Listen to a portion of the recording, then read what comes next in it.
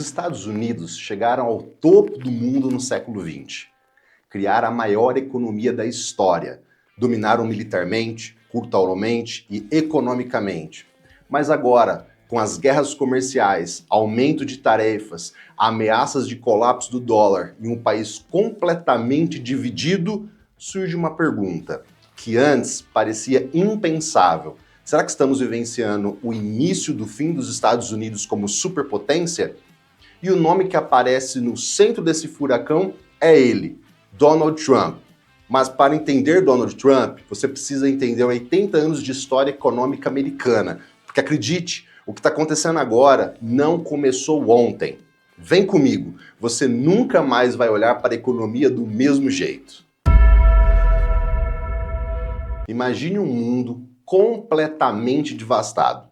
Cidades inteiras em ruínas, indústrias destruídas, sistemas financeiros em colapso, populações inteiras vivenciando o limite da fome, do frio e da desesperança. Assim era o planeta em 1945, quando finalmente a Segunda Guerra Mundial chegou ao fim. A Europa estava destroçada. Alemanha, França, Reino Unido, Itália, todas dessas nações haviam sido bombardeados até não restar quase nada de sua infraestrutura produtiva. O Japão, do outro lado do mundo, havia sido praticamente apagado do mapa, encerrando sua participação na guerra com 2 bombas nucleares, além de meses seguidos de bombardeios que transformaram cidades inteiras em cinzas. A União Soviética, apesar de ser vencedora do fronte leste, havia perdido 27 milhões de vidas e tinha grande parte de seu território devastado, cidades arrasadas, estradas destruídas, campos agrícolas inutilizados. No meio desse cenário apocalíptico, um país surge não apenas intacto, mas rico, mais poderoso e mais preparado do que nunca para assumir a liderança do mundo. Esse país, obviamente, era os Estados Unidos da América. E aqui começa uma das maiores ascensões econômicas e geopolíticas que a história moderna nunca tinha experimentado antes. Enquanto o mundo desmoronava, os Estados Unidos havia passado os anos da guerra transformando sua economia em uma máquina de produção industrial. Não só abasteceram seu próprio exército, como também financiaram e forneceram armamentos, alimentos e recursos para seus aliados, através do programa conhecido como Lending Lease, o programa de empréstimos e arrendamentos. Saíram da crise da Grande Depressão direto para uma economia de guerra hiperativa, que, ao contrário das outras nações, não sofreu bombardeios, não perdeu fábricas, não teve seu solo invadido, nem seus campos agrícolas destruídos. Quando a guerra termina, os Estados Unidos detêm simplesmente 50% de todo o produto interno bruto do planeta. Isso mesmo, metade de toda a riqueza produzida no mundo saía dos Estados Unidos. Além disso, cerca de 80% de todas as reservas de ouro do planeta estavam armazenados nos cofres americanos. Eles possuíam sozinhos 2/3 de toda a capacidade produtiva mundial. Eram, sem nenhum exagero, a fábrica, o banco e o exército do mundo. E com tamanho poder, os Estados Unidos não apenas assumem a dianteira da reconstrução global, mas literalmente desenham como seria a nova ordem econômica e geopolítica mundial. Isso começa formalmente em 1944, ainda durante a guerra, na Conferência de Bretton Woods, realizada em New Hampshire. Lá, em 44 países se reúnem, mas é a vontade americana que vai ditar as regras. Surge então o chamado sistema Bretton Woods. E como esse sistema funcionava? Simples. O dólar americano passaria a ser a moeda de referência mundial. Toda e qualquer moeda estaria direta ou indiretamente atrelado ao dólar. E o dólar, por sua vez, estaria lastreado em ouro, numa paridade fixa de 35 dólares por onça de ouro. Por que o mundo aceitou isso? Porque naquele momento não havia alternativa. Com suas economias arruinadas, seus sistemas financeiros desmoronando e suas reservas de ouro esgotadas, a única saída para esses países europeus e para o Japão, até para os aliados como o Reino Unido, era confiar nos Estados Unidos. Era aceitar o dólar como âncora de estabilidade, porque simplesmente não havia outra base possível. Desse modo, surgem também as grandes instituições que moldariam o capitalismo global nas décadas seguintes. O Fundo Monetário Internacional, também conhecido como FMI, criado para estabilizar a moeda e fornecer crédito emergencial. O Banco Mundial, para financiar a reconstrução e o desenvolvimento. E o GATT, que depois tornaria a ser a Organização Mundial do Comércio, a OMC, voltando a reduzir barreiras comerciais e estimular o livre comércio. Mas, é claro, sempre sob os termos que mais favoreciam os Estados Unidos. Logo em seguida, em 1948 mais ou menos, os americanos lançaram o Plano Marshall, nada mais, nada menos que 13 bilhões de dólares da época, algo que hoje seria equivalente a mais ou menos 150 bilhões, são diretamente investidos na reconstrução da Europa Ocidental. A explicação oficial era combater a fome, o desemprego e principalmente evitar que os países da Europa se rendessem ao avanço do comunismo soviético. Mas na prática havia outro objetivo muito claro: garantir que esses países tivessem capacidade econômica para consumir produtos americanos. O Plano Marshall não foi apenas um ato de solidariedade, foi uma estratégia econômica e genial que fez que cada tijolo colocado na reconstrução da Europa, cada pedaço de aço, cada equipamento, cada veículo saísse diretamente de fábricas americanas. O resultado disso foi um ciclo de crescimento sem precedentes. Então, o período que os historiadores econômicos chamam de os 30 anos gloriosos. Uma época de crescimento robusto, inflação baixa, desemprego quase inexistente, e uma sociedade que, pela primeira vez na história, via surgir uma classe média massiva e estável. O chamado sonho americano se consolidava. Uma família padrão, tinha ali sua casa própria, num bom subúrbio, 2 carros na garagem, geladeira, televisão, eletrodomésticos e um padrão de vida tão elevado que até então só era visto entre os nobres e da aristocracia do século passado. Esse padrão de vida era sustentado não por herança, mas por riqueza acumulada de gerações, mas simplesmente por um emprego comum na indústria. Um operário de fábrica, da Ford, por exemplo, ou da GM, seja qual for, ou de qualquer outro conglomerado americano, podia sustentar sozinho esposa, filhos, pagar hipoteca de carro e ainda garantir uma aposentadoria. Isso não era um luxo, era um padrão para a época. E claro, o governo fazia sua parte para garantir que esse ciclo se retroalimentasse. Investiu massivamente em infraestrutura, como o gigantesco sistema de rodovias interestaduais, iniciado na gestão de Eisenhower, que literalmente conectou todo o país, facilitando a circulação de bens, serviços e pessoas.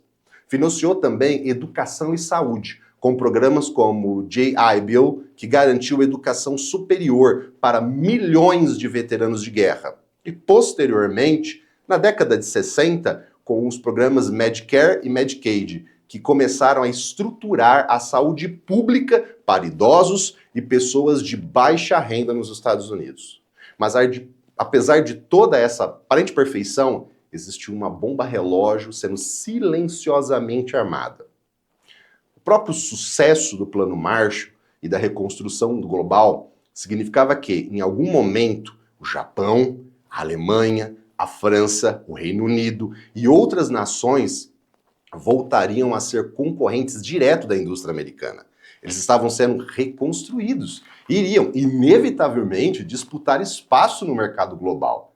Além disso, o custo de manter centenas de milhares de bases militares espalhadas pelo planeta, financiar guerras como a da Coreia e depois do Vietnã e sustentar um aparato militar gigantesco começava a pesar cada vez mais nas contas do governo americano.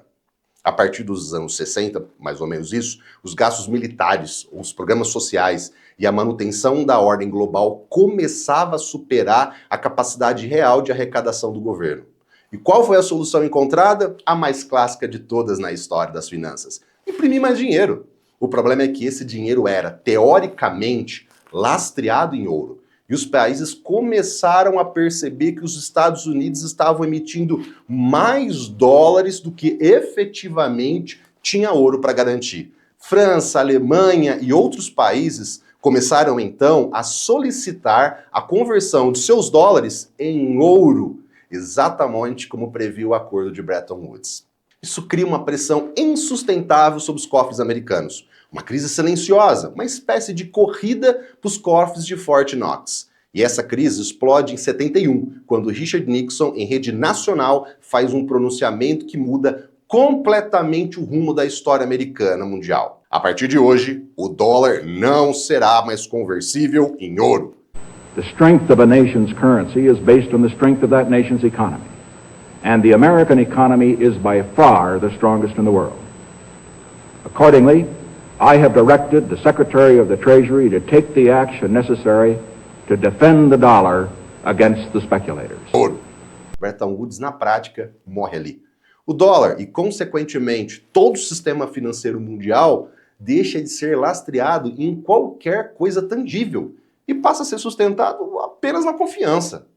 E é exatamente aqui que o castelo começa a rachar. O que aconteceu naquele dia ficou conhecido como Nixon Shock, o que de Nixon, Bretton Woods, o sistema que sustentou a economia global desde 44, morre ali, ao vivo, na televisão. A partir daquele momento, o dólar não representa mais uma quantidade fixa de ouro. Na verdade, ele representa mais absolutamente nada, além da confiança ou da força dos Estados Unidos. A consequência imediata foi o colapso do sistema de câmbio fixo. As moedas ao redor do mundo passaram a flutuar livremente, guiadas não pelo lastro de ouro, mas pela oferta e demanda, pela especulação, pela percepção de risco e, claro, pelo poderio econômico e militar de quem emitia essas moedas.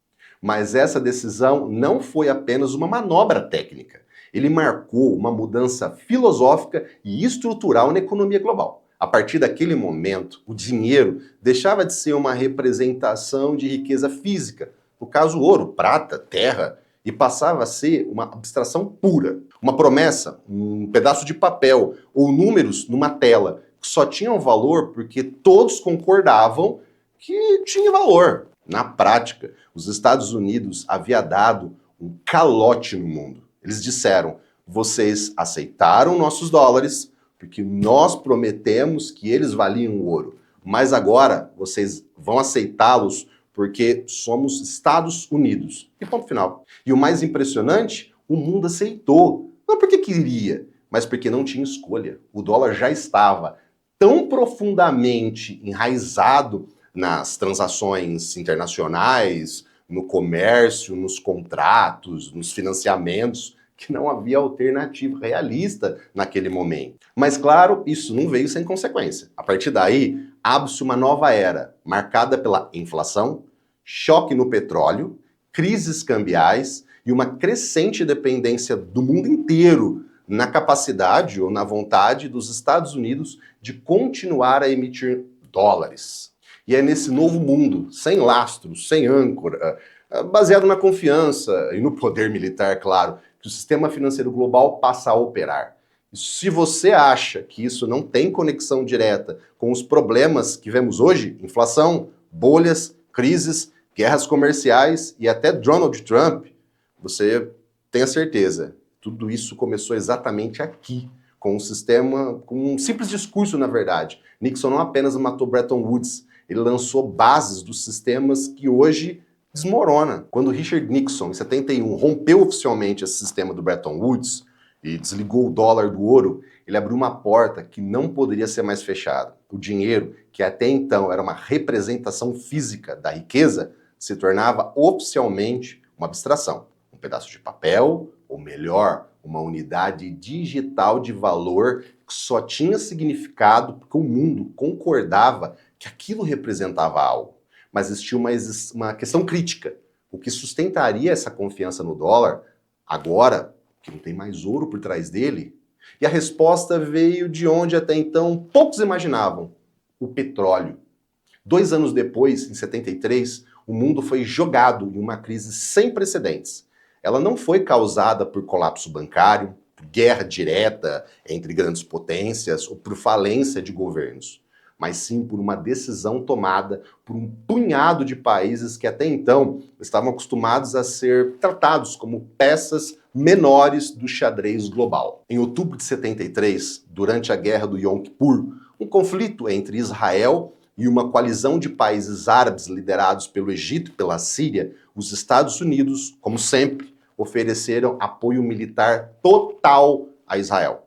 Isso foi um estopim. Os países árabes, liderados pela Arábia Saudita, entenderam que tinham, pela primeira vez, uma arma poderosa na mão: o controle sobre o petróleo. A OPEP, Organização dos Países Exportadores de Petróleo, anunciou um embargo contra os países que haviam apoiado Israel, incluindo os Estados Unidos, o Reino Unido e várias outras nações da Europa Ocidental.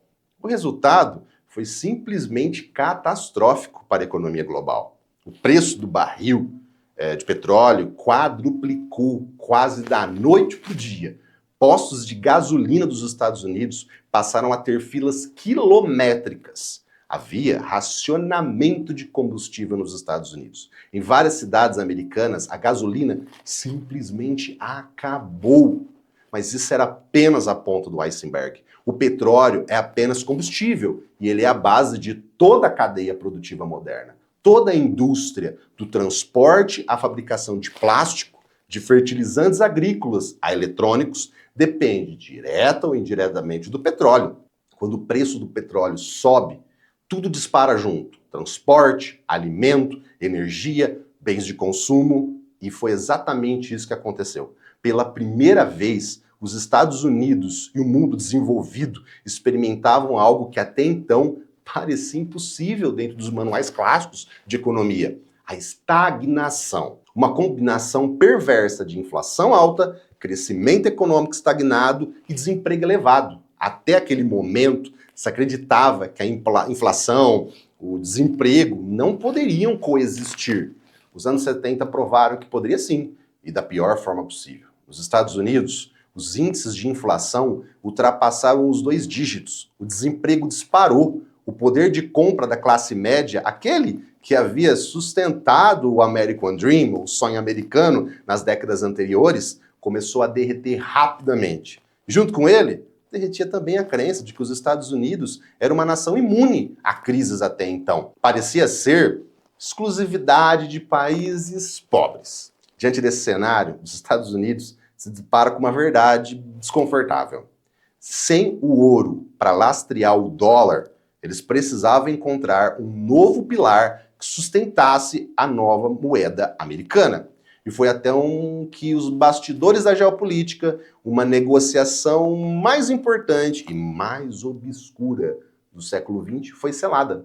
Em 74, o governo americano, sob a presidência de Richard Nixon e mais diretamente por meio do secretário de Estado, Henry Kissinger, fechou um acordo histórico com a Arábia Saudita, o maior exportador de petróleo do planeta. O acordo era simples, mas brutal e brilhante ao mesmo tempo. Funcionava assim: a Arábia Saudita se comprometia a vender petróleo exclusivamente em dólares americanos. Qualquer país do mundo que tivesse que comprar petróleo saudita, ou posteriormente de qualquer país da OPEP, teria que primeiro comprar dólares. Em troca, os Estados Unidos ofereciam à Arábia Saudita garantias de proteção militar, fornecimento de armas de última geração e apoio político irrestrito. Esse modelo foi rapidamente expandido para outros países da OPEP. Assim nascia o conceito de petrodólar. O impacto desse sistema foi monumental. Ao vincular a commodity mais essencial do planeta ao dólar, os Estados Unidos, na prática, criaram uma demanda perpétua por sua moeda.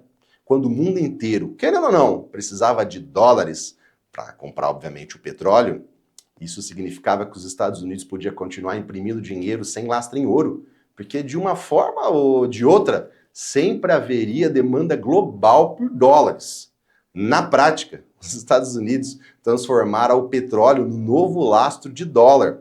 Só que, diferentemente do ouro, o petróleo não estava guardado em cofres, estava debaixo da areia do deserto, principalmente no Oriente Médio.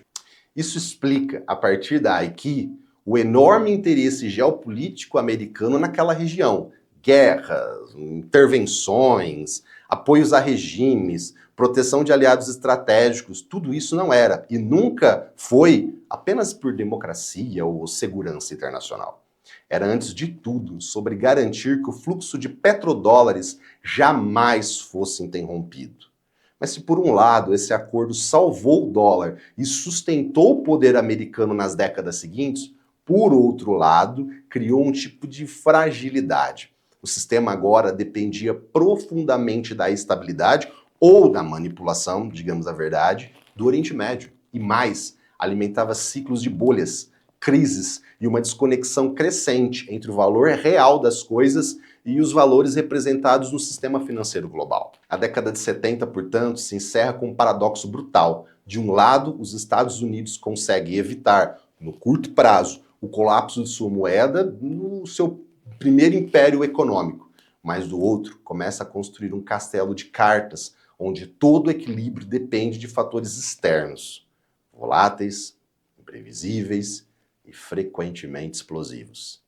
E é exatamente desse caldo de estagnação, crise energéticas, dependência do petróleo e expansão desenfreada dos mercados financeiros que surge o mundo que vivemos hoje. Um mundo onde as crises são cada vez mais frequentes, mais profundas e mais sistêmicas. E tudo isso, absolutamente tudo isso, começa aqui, no exato momento em que o dólar deixa de ser ouro e passa a ser petróleo. Quando os anos 80 começam, os Estados Unidos já não são mais aquele país soberano, inquestionável, que dominava a economia global no pós-guerra. Não.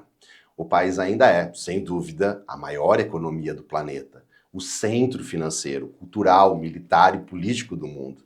Mas por baixo da superfície, as rachaduras que começaram a se abrir décadas anteriores estão se alargando. A estagnação dos anos 70, os choques do petróleo, o fim do padrão ouro e a crescente dependência dos petrodólares criam um novo tipo de fragilidade. Um império que ainda parece sólido, começa a depender cada vez mais de artifícios financeiros, de manipulações monetárias e principalmente de sua capacidade de projetar poder militar para sustentar sua moeda e seu estilo de vida. É exatamente nesse cenário que surge uma figura marcante e muda os rumos da economia americana, Ronald Reagan. Ele assume a presidência em 81, trazendo consigo um pacote de ideias que, em essência, seria o motor de uma transformação radical, não apenas nos Estados Unidos, mas de todo o capitalismo global. O pensamento de Reagan era simples na teoria, mas devastador na prática. Cortar impostos, desregulamentar setores inteiros da economia, enxugar o Estado e, acima de tudo, abrir portas da economia americana para o capital financeiro de uma maneira que nunca havia sido feito antes. A lógica era clara: se o governo atrapalha, então tira o governo do caminho. Se o mercado sabe o que é melhor, deixa o mercado fazer o seu trabalho. Só que, quando você olha mais de perto, percebe que não foi exatamente isso que aconteceu.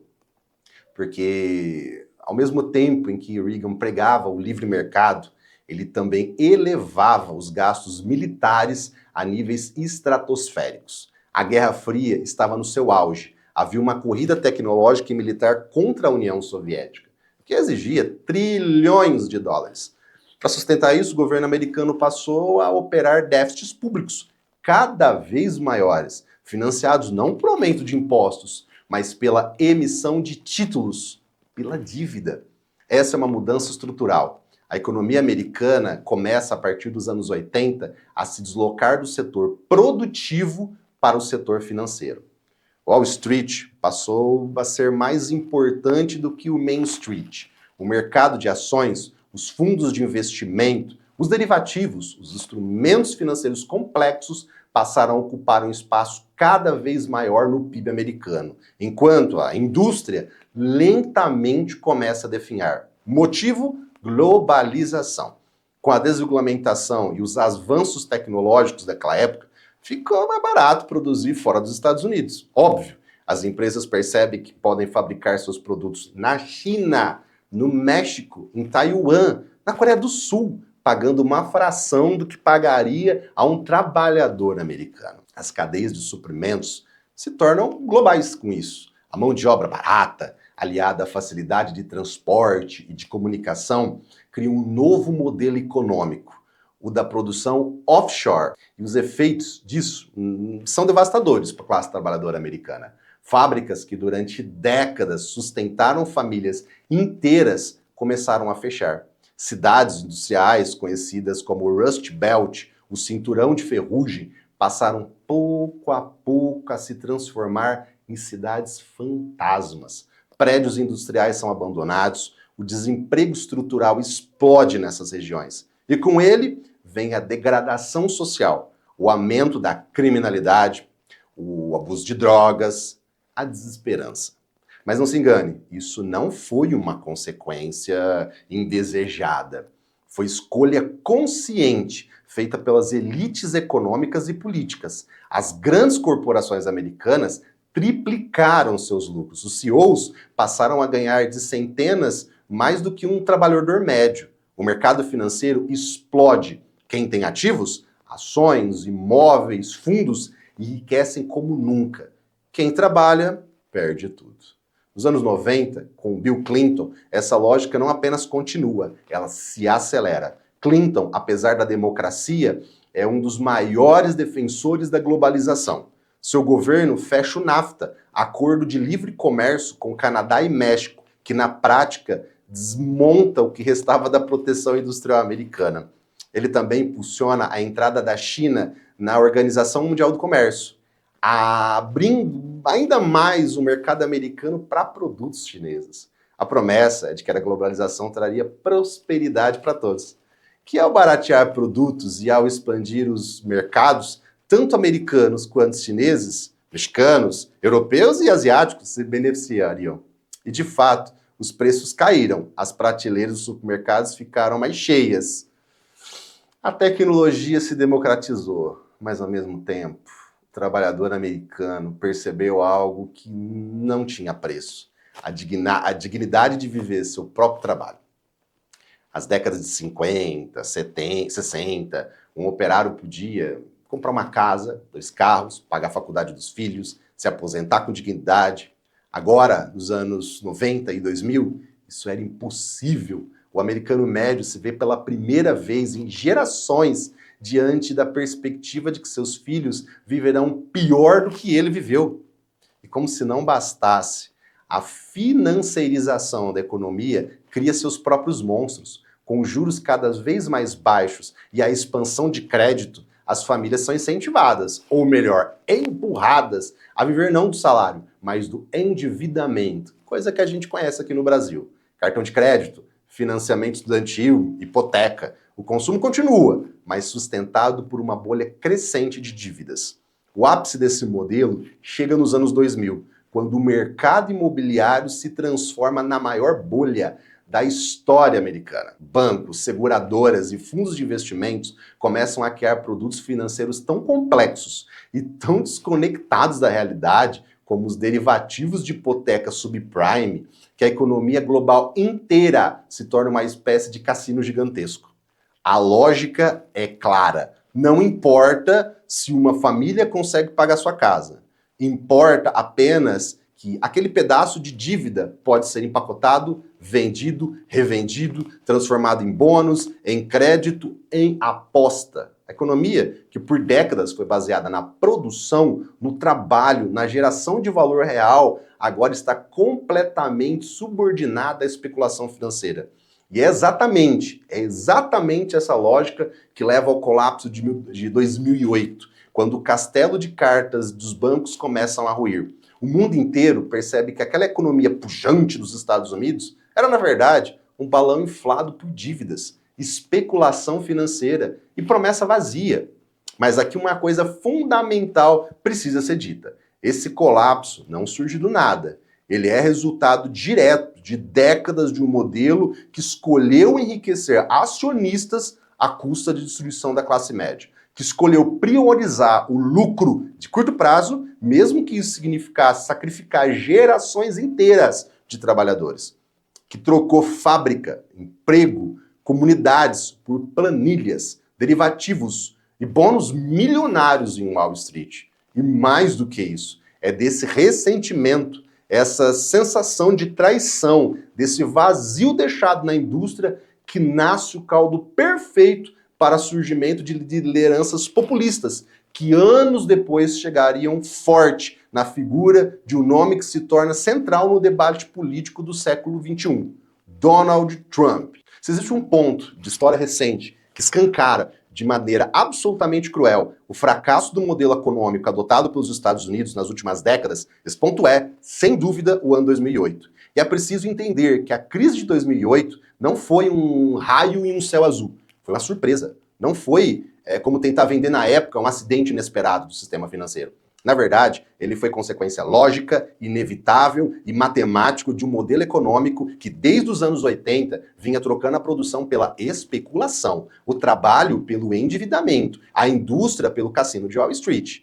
O que explode em 2008 não é simplesmente uma bolha imobiliária. O que explode é um sistema inteiro baseado na ilusão de que era possível gerar riqueza infinita a partir de papéis, de contratos, de dívidas, de ativos que muitas vezes nem sequer existiam de verdade. Uma economia que por décadas deixou de se preocupar em produtos produzidos de coisas reais, carro, máquina, tecnologia, bem duráveis, para se transformar num gigantesco esquema de circulação de dívida, embalados como se fossem ativos. E como isso aconteceu? Bem, tudo começa na década anterior, nos anos 2000, quando após a explosão das bolhas das empresas de tecnologia, as de ponta, né, as .com, no final dos anos 90, o governo e o Federal Reserve decidiram que era preciso fazer algo para reacender a economia. E qual a solução encontrada? Exatamente a mesma de sempre, baratear o dinheiro.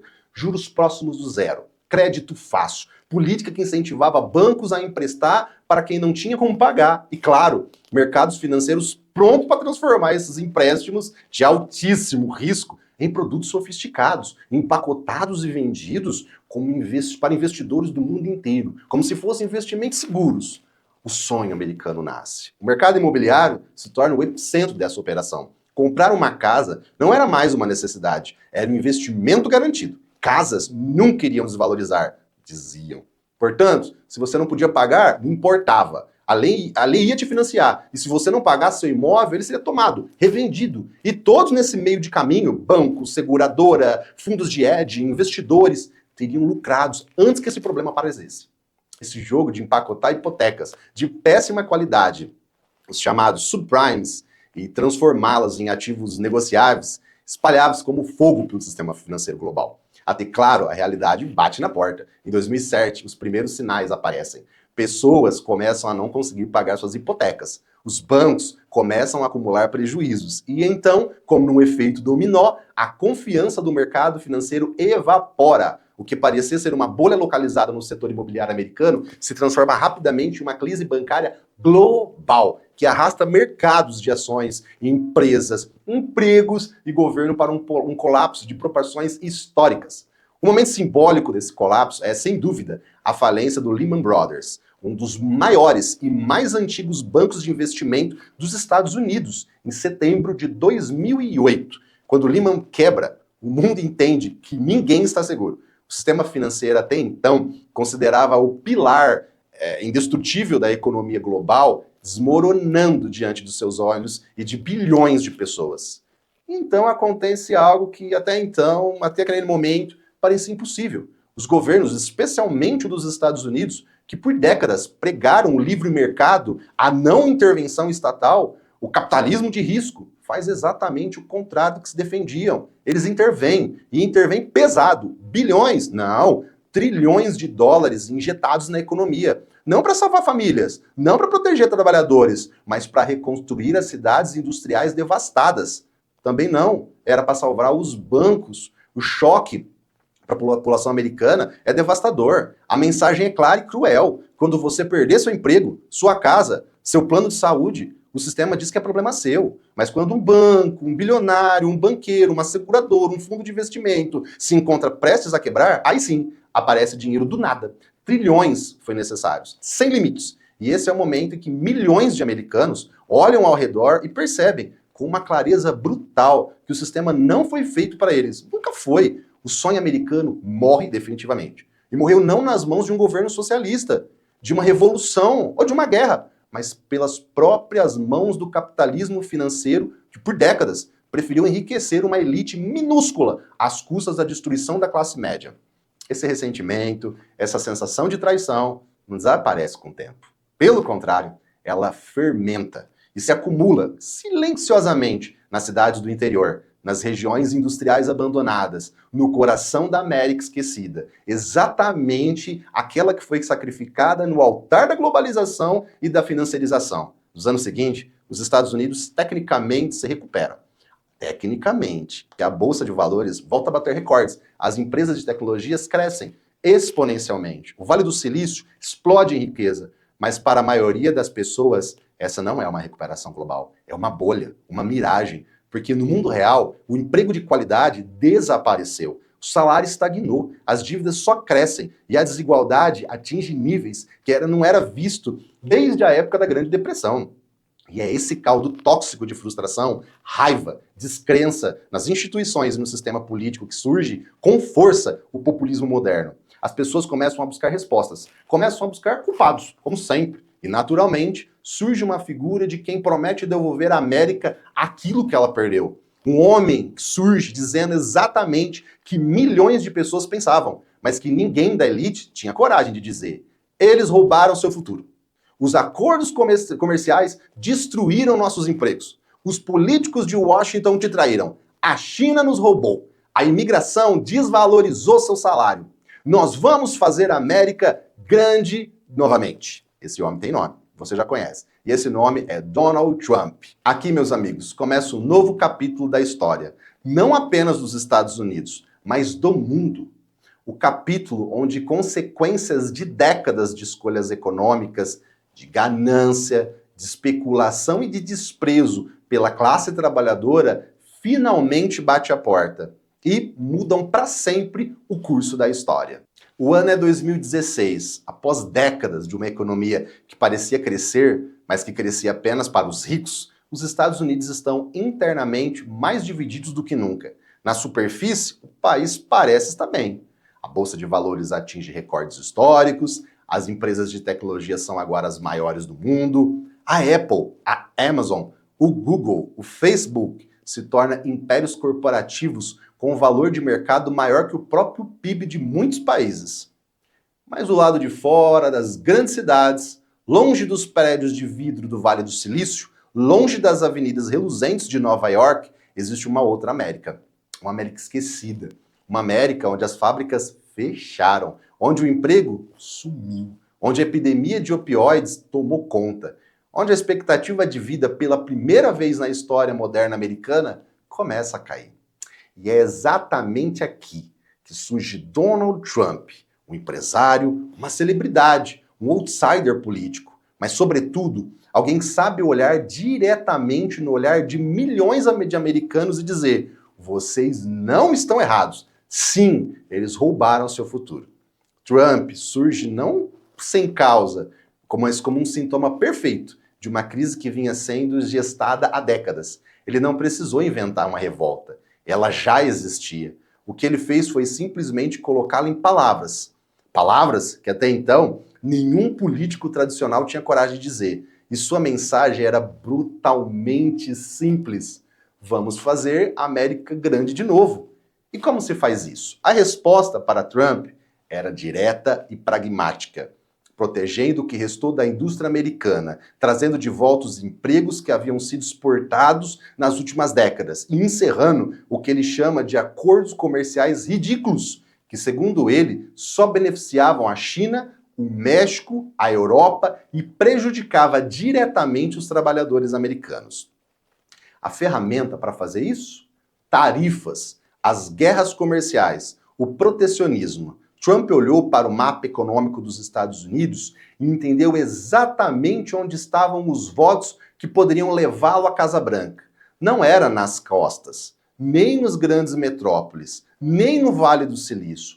Era no coração industrial. Ou melhor dizendo, do que restou dele, né? No Rust Belt, nas cidades que antes respiravam aço, automóveis e manufatura e que agora respiram desemprego, abandono e ressentimento. Sua proposta era simples na superfície, mas revolucionária no contexto do sistema econômico global, que havia sido consolidado desde os anos 80.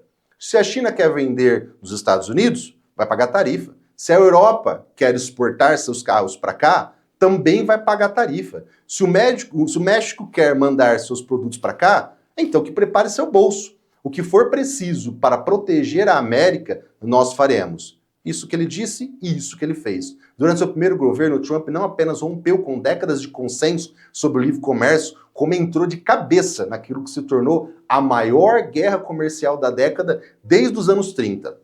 Impôs tarifas bilionárias sobre produtos chineses. Ameaçou, em alguns casos, implementou tarifas sobre o aço, alumínio, produtos europeus, carros e até sobre aliados tradicionais e conhecidos. E para além das tarifas, atacou diretamente a cadeia de produção global. Colocou o Huawei, gigantesca chinesa de tecnologia, na lista negra do Departamento de Comércio.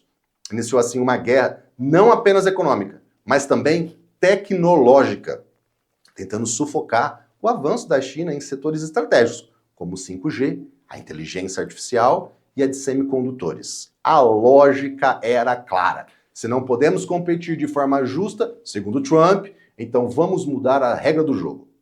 Mas o mundo é mais o mesmo dos 50.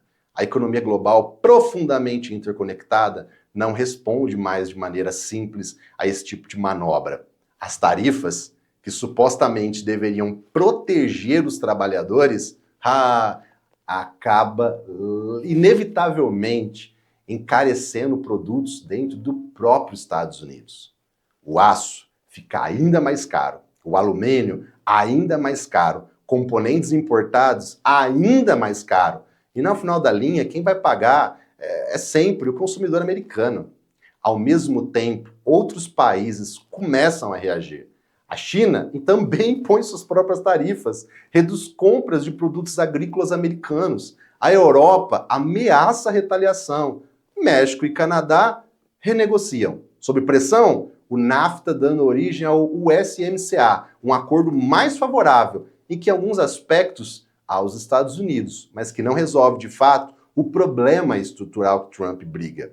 Mas há um problema muito mais profundo escondido nesse movimento. Um problema que não é discutido nas manchetes, mas representa um risco existencial para os Estados Unidos. O papel do dólar no sistema global. Lembra? Estamos falando dele.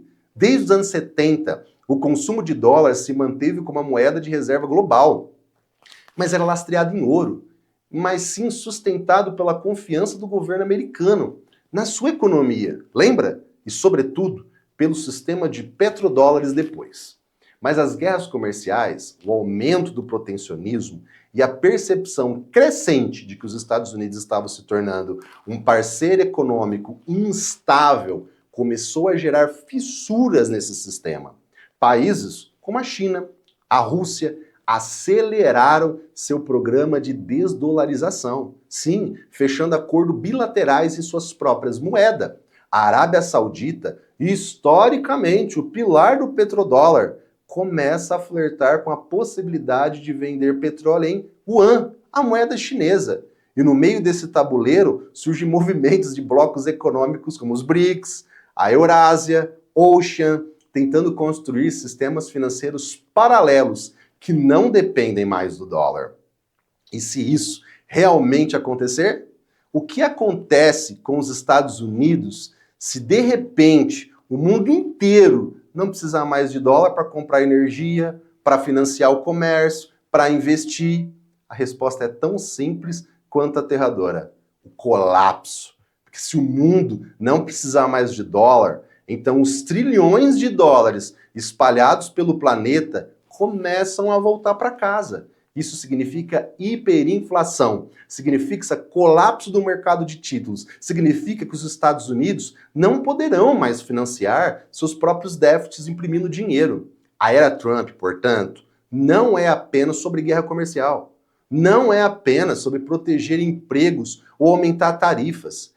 É sobre algo muito maior, pessoal. É sobre o colapso de um modelo econômico que desde 45 sustentou não apenas os Estados Unidos, mas toda a ordem global. Trump, na prática, representa a tentativa desesperada de um império de segurar com as próprias mãos a ruína de um castelo que se desmorona, uma tentativa de retornar um mundo que não existe mais, um mundo onde a América dominava não apenas pela força, mas pela confiança, pela indústria, pela inovação e principalmente por ser o centro indiscutível do comércio do global. Só que esse mundo ficou no século XX e o século XXI parece, de vez em quando, pertencer a um outro eixo de poder e talvez a outra hegemonia. Então estamos vendo o fim dos Estados Unidos? Quando a gente olha para tudo isso que eu acabei de falar, para a história que acabamos de preceder, para cada peça desse quebra-cabeça, a pergunta que surge não é mais se os Estados Unidos estão em crise. Isso já não é uma pergunta, isso é um fato. A verdadeira pergunta é muito mais profunda, muito mais desconfortável e muito mais perigosa. Será que estamos assistindo ao início do fim do Império Americano? Porque veja, desde 45, os Estados Unidos construíram o maior império econômico, e militar, e cultural, e financeiro da história da humanidade. Superaram o Império Britânico, superaram Roma, superaram qualquer outra potência que tenha existido antes. Mas como todos os impérios, carregam consigo não apenas as virtudes que o fizeram crescer, mas também as sementes de sua própria decadência. O que começou como uma economia produtiva baseada em indústria, em inovação, em trabalho, se transformou ao longo das décadas em uma economia baseada em especulação, em bolhas financeiras, em impressão de dinheiro, em endividamento infinito. A produção foi terceirizada, claro, os empregos exportados, a classe média, que por décadas foi o coração pujante da América, foi dilacerada. E no lugar dela cresceram a desigualdade, o ressentimento, o medo e, acima de tudo, a percepção de que aquele sonho americano que a gente conhece bem simplesmente acabou. A resposta do sistema foi sempre a mesma. Sempre que uma bolha estourava, criava-se outra. Sempre que surgiu uma crise, jogava-se mais dinheiro no problema, mais dívida, mais impressão de papel moeda, mais especulação, até que isso deixa de ser uma solução temporária e passa a ser um próprio modelo de negócios. E quando esse modelo começa a desmoronar, surge, como sempre na história, a busca por respostas fáceis. Nós sempre buscamos culpados por saídas que prometem muito, que no fundo não é a cura. E nesse exato ponto nasce a era Trump.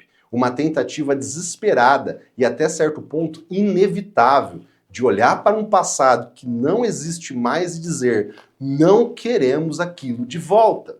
Mas o mundo não volta, o tempo não volta, a história não anda para trás e as forças que hoje estão em movimento, o enfraquecimento do dólar, a desglobalização, a ascensão da China, os acordos energéticos fora do sistema americano, a erosão da confiança das instituições americanas, são forças que, sinceramente, já não podem mais ser controladas. E a pergunta que fica, olhando para tudo isso, não é apenas o que vai acontecer com os Estados Unidos. A pergunta que fica é o que vai acontecer com o mundo inteiro. Porque se o Império Americano realmente começar a cair, não pense nem por um segundo que isso não vai te afetar. Isso vai mudar o preço do pão, do combustível, do dólar na sua conta, do aluguel, dos juros que você paga, dos investimentos que você faz. Vai mudar o equilíbrio geopolítico do planeta. Vai definir se teremos mais guerras ou mais paz, se teremos estabilidade ou uma nova era de caos. Gente, o colapso de impérios nunca acontece de um dia para o outro. Ele acontece como um processo.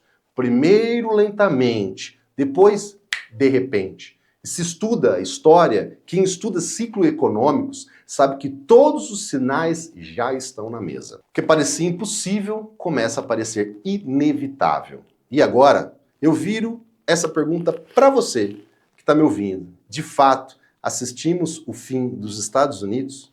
Será que estamos vendo o fim do século americano e nascendo uma nova ordem mundial? Se esse vídeo te provocou, te fez pensar, te fez entender o quanto tudo isso importa e quanto isso está afetando sua vida, então faz o seguinte, comenta aqui embaixo, desse seu joinha e se não é inscrito, se inscreva no nosso canal para receber mais vídeos como esse. Um forte abraço!